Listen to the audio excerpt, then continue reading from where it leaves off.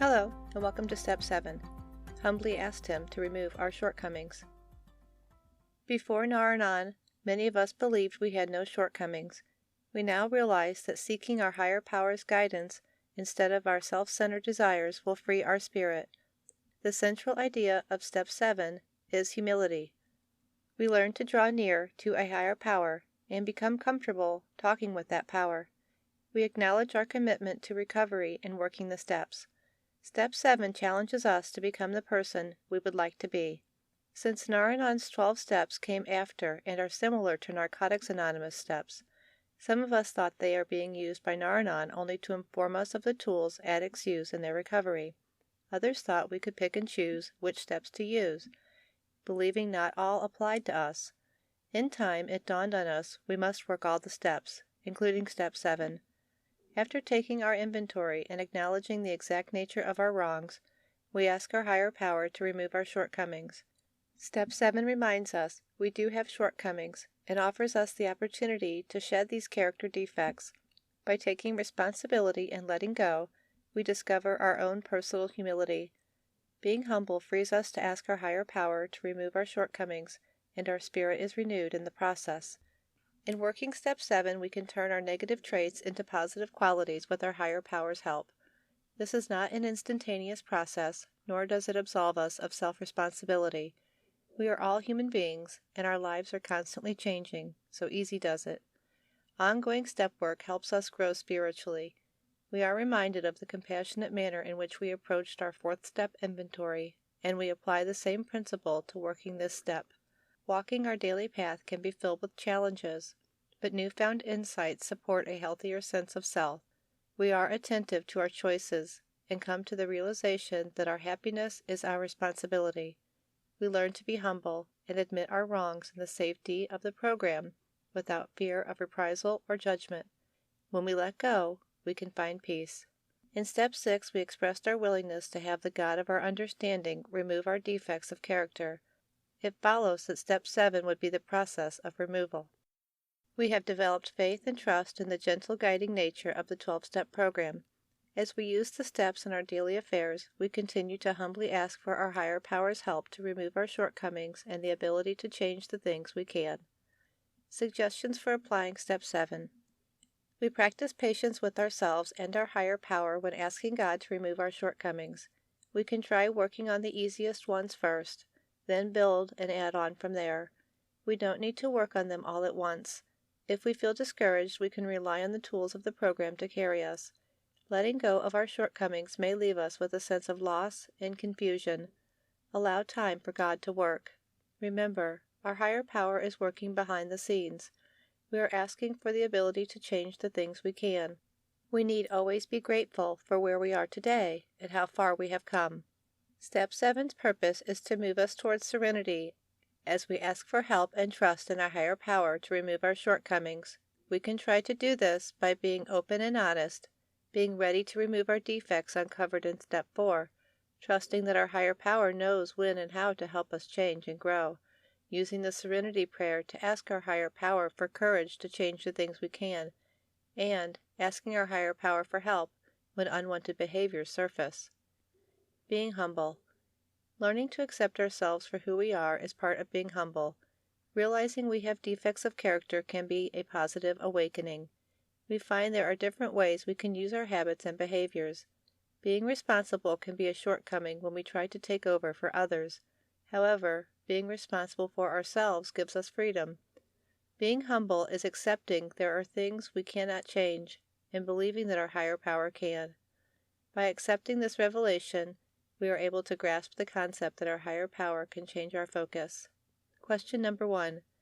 What does being humble mean to me?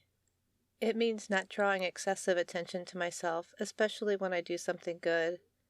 I think it means being able to see myself clearly and accurately, and admitting when I'm wrong. I think it means seeing the good qualities in other people and helping them realize their intrinsic value as a human being and a child of God.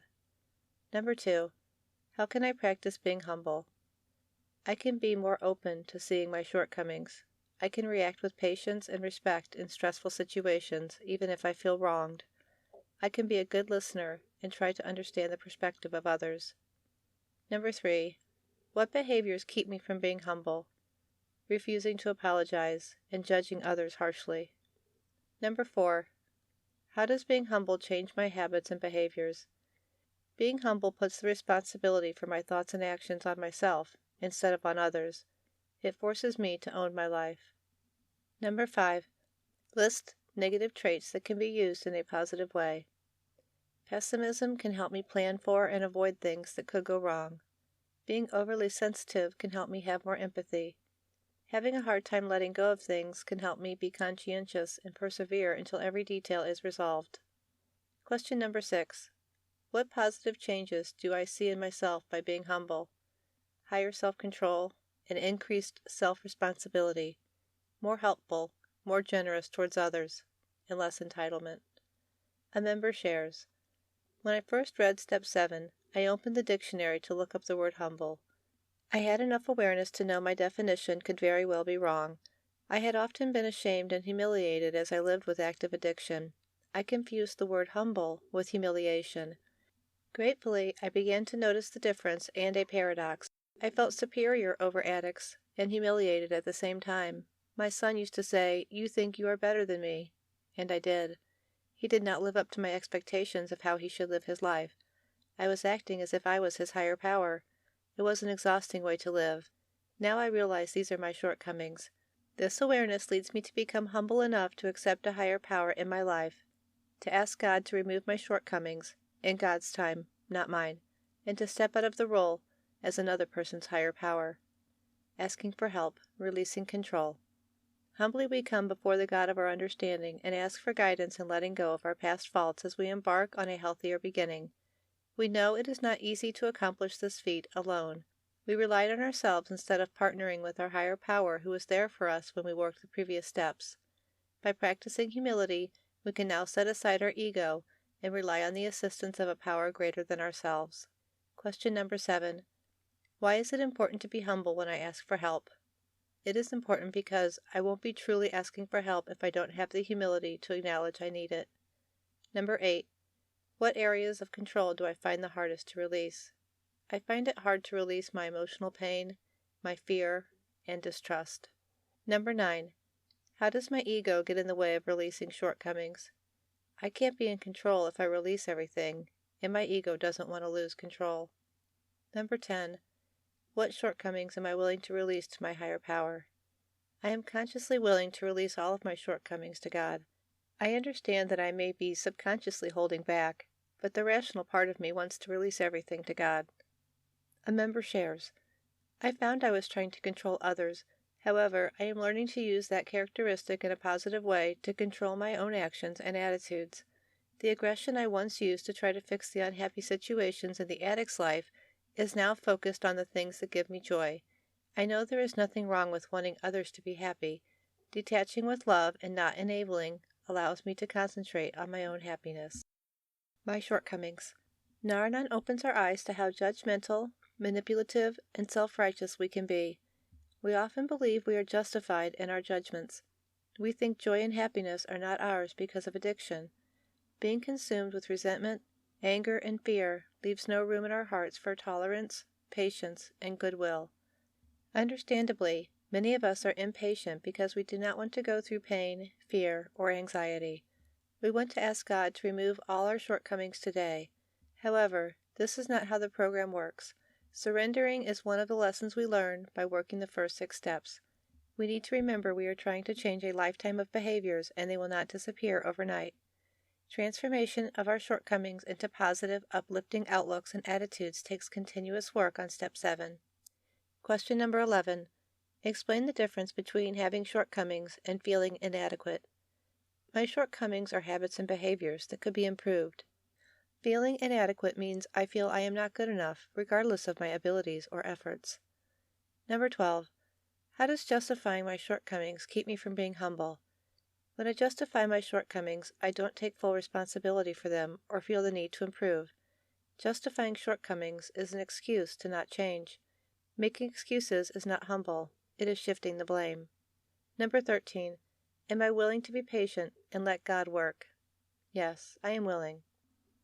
Willing to learn a better way to live. Our old ways have led us down a path of sorrow, pain, and perhaps regret. We have damaged our spirits and caused harm to others, which left us feeling empty and lost.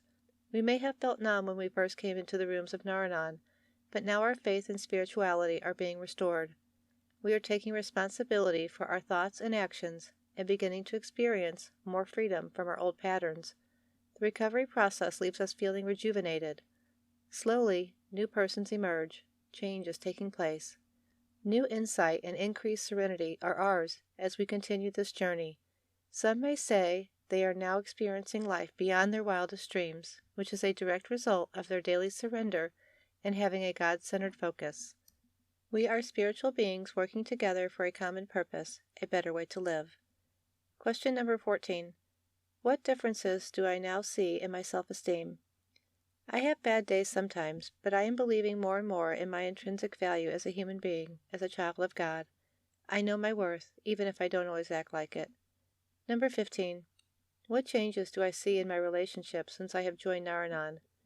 I have seen my relationships have ups and downs as I enforce boundaries. I think overall, my relationships are improving. Number 16. Am I taking the time to process what I am learning and letting my higher power guide me? Yes, I think so. I try to stop the autopilot of my thoughts and be more intentional with my thoughts, words, and actions, with a mind of letting go and trusting God. Number 17.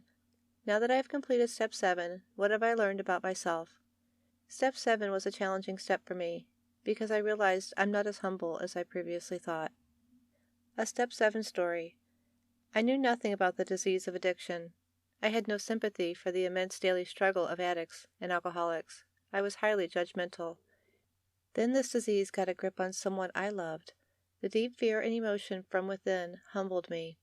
I reached out to the Nar-Anon Fellowship for support. As I worked my way through the steps, I found great relief in humbly requesting the God of my understanding to remove my shortcomings in Step 7. It is with humility that I now accept myself for who I was and look forward to who I am striving to become. I have great respect and admiration for recovering addicts and compassion for those who are still suffering. There, but for the grace of God, go I.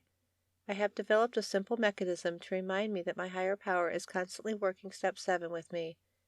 I recall how I responded to situations and what my thoughts and actions were.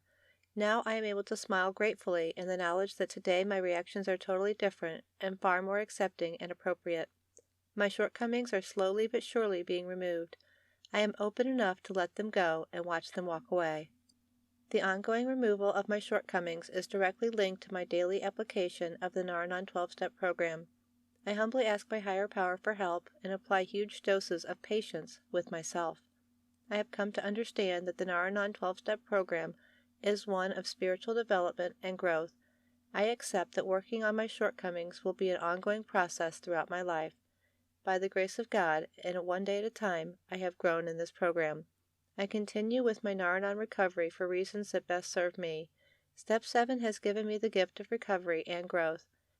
My relationships have improved, most of all, the relationship I have with the addict I love. Reflections on Step 7. In Step 7, we have examined the meaning of the word humility as it applies to us. The wonderful reward of exercising the humility required in this step is a closer spiritual connection with the God of our understanding. Just as we felt the relief in Step 3 from handing our will and our lives over to God, we now feel the freedom of humbly turning over our shortcomings to this power we have come to trust. When we are ready, we can move on to Step 8. Thank you for listening. Join me next time as we move on to Step 8.